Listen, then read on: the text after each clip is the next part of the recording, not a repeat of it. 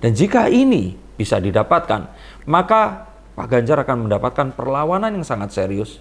Dan saya ramalkan, Mas Anies akan memenangkan pemilu dan menjadi presiden di 2024 nanti.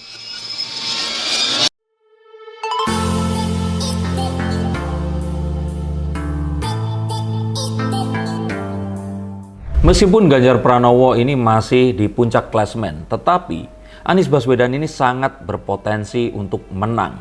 Tidak, saya tidak ngeprank, bukan clickbait, tapi Anies Baswedan akan menang jika cawapresnya sosok yang satu ini. Yuk kita akan lihat menggunakan kartu-kartu saya.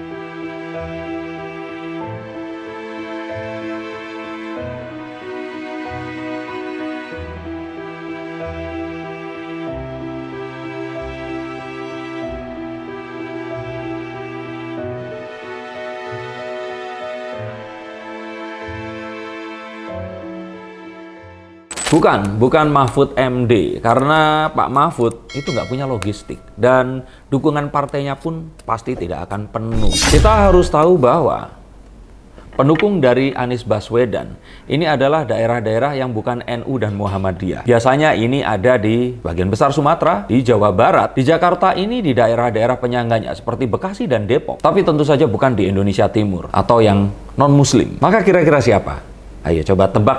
Kalau bisa nebak di menit ini, tapi jangan ditonton sampai selesai. Kalau selesai kalian pasti akan tahu. Maka sosok ini, jika ternyata dia menemani Mas Anies, seperti kartu The Ace of Swords, langsung merangsek, mendapatkan apa yang selama ini dicari, dan bisa menjadi pemenang pemilu 2024 nanti. Kita tahu bahwa dari dulu hingga sekarang, Mas Anies Baswedan ini memang seorang diri. Kalaupun ternyata ada yang terus kemudian mengusung Nasdem kemarin, saat ini pun Nasdem ini masih berdiri di atas dua kaki. Belum mau meninggalkan koalisi pemerintah, maksudnya koalisi pemerintah adalah ya pemerintahan saat ini, tapi sudah membentuk koalisi perubahan bersama dua partai oposisi yang lainnya. Dan cinta yang terbagi ini tentu saja tidak baik untuk sebuah politik. Karena terakhir Nasdem tidak diundang saat ketua umum partai ini diundang oleh Pak Jokowi untuk datang ke istana. Alasannya Pak Surya sedang ke luar negeri. Tapi ini sebenarnya sesuatu yang jelas terlihat. Pak Surya aja yang kayaknya ini masih malu-malu kucing. Berusaha untuk ketemu Pak Jokowi, tapi mungkin sulit. Terus kemudian selalu yang ditemui ini adalah Pak Marinvest atau Lord Luhut Binsar Panjaitan. Dan melihat kondisi ini, saya pikir Mas Anies saat ini itu posisinya adalah posisi the tower. Dia sangat terancam tiket pencapresannya akan hilang sama sekali.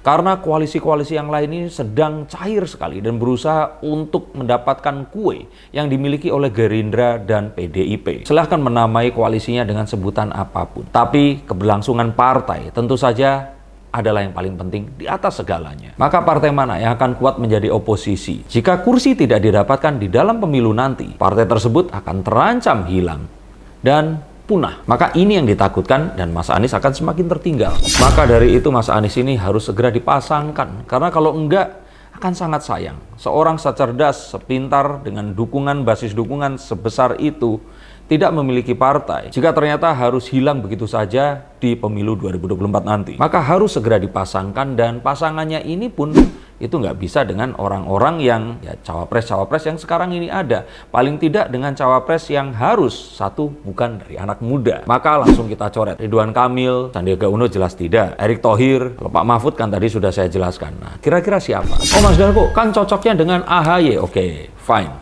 Kita coba pasangkan Mas Anies dengan Agus Harimurti Yudhoyono. Sama-sama anak-anak muda, sama-sama menarik perhatian para milenial, juga emak-emak yang baru daftar pengajian dan baru mengaku hijrah. Nah, tapi perlu diingat, Mas Anies itu akhirnya memenangkan Pilkada DKI karena mendapatkan sumbangan suara dari pemilih AHY. Maka Anies Baswedan dan AHY ini memiliki basis pendukung yang plek-ketiplek sama. Orang-orang yang kecewa dengan pemerintahan Jokowi, orang-orang yang dijanjikan narasi hijrah, narasi Islam yang lebih kafah. Sedangkan untuk menang, Mas Anies ini harus menaikkan persentase elektabilitasnya dengan mengakuisisi basis dukungan dari partai yang lainnya atau pendukung yang lain. Dan tentu saja ini tidak bisa mengambil para pendukung nasionalis atau non-muslim atau muslim moderat yang mungkin gampangnya ya mayoritas seperti saya nih, berjenggot tapi masih berkumis, walaupun sholat tapi tidak rajin pergi ke kajian dan juga memanggil temannya dengan sebutan antum dan akhi. Nah, siapa kira-kira yang terus bisa diambil oleh seorang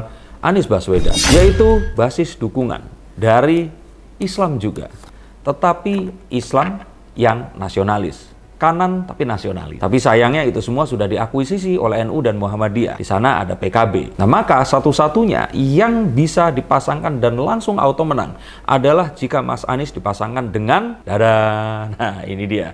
Ini drum roll, yaitu, nah, untuk yang suka dan sering menyaksikan tayangan-tayangan politik pasti langsung tahu kalau jawabannya adalah Ibu Khofifah Indar Parawansa. Dan jika ini bisa diakuisisi, maka Mas Anies yang seorang laki-laki dengan wakil presiden seorang wanita yang juga seorang NU di sini, maka basis dukungan NU ini akan sangat kuat dan otomatis paling tidak Jawa Timur ini akan dikuasai. Dan jika ini bisa didapatkan, maka Pak Ganjar akan mendapatkan perlawanan yang sangat serius. Dan saya ramalkan, Mas Anies akan memenangkan pemilu dan menjadi presiden di 2024 nanti. Tapi sayangnya,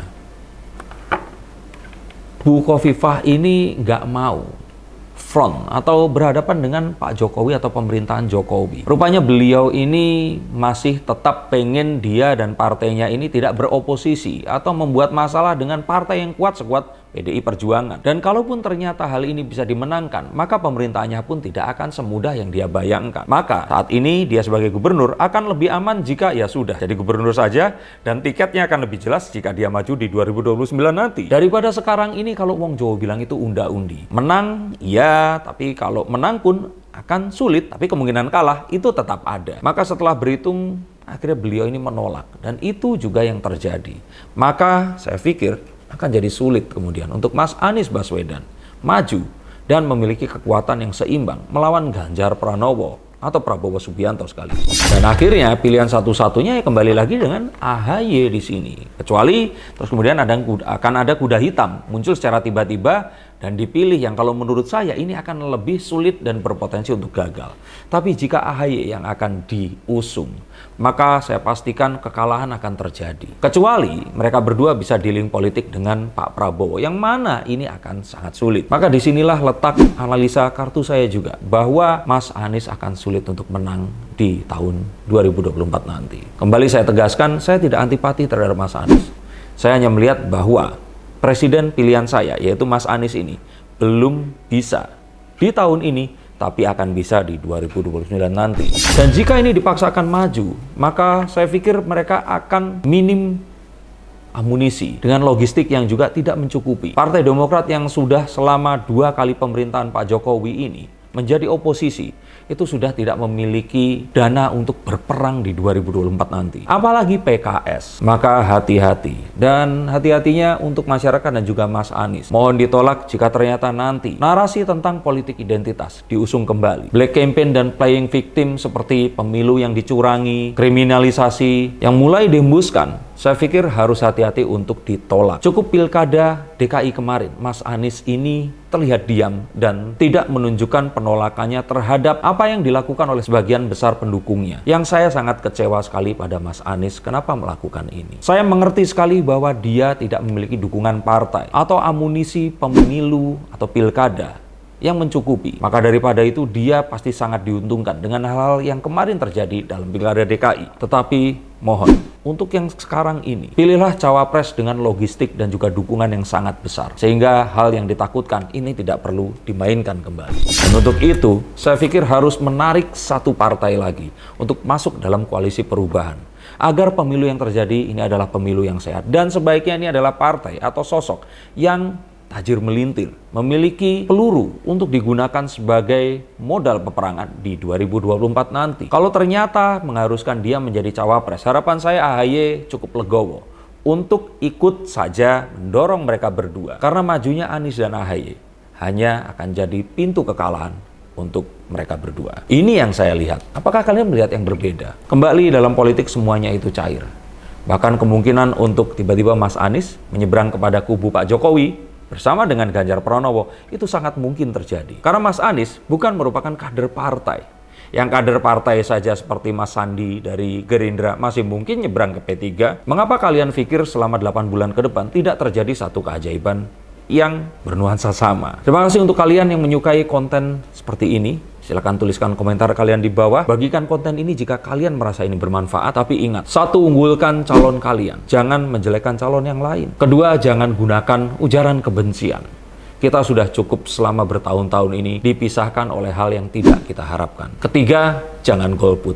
Pilihlah pimpinan versi kalian. Jika saya sekarang memilih Ganjar, saya akan lebih gembira jika orang-orang yang mendukung Mas Anies ini akan memilih Mas Anies. Jika orang-orang yang kemarin misalkan kecewa dengan Mas Ganjar karena urusan Piala Dunia U20 yang dianggap disebabkan oleh Ganjar Pranowo, maka silahkan alokasikan suara kalian dan jangan golput, karena masa depan bangsa ada di tangan kita semua. Terima kasih, sampai jumpa dan salam.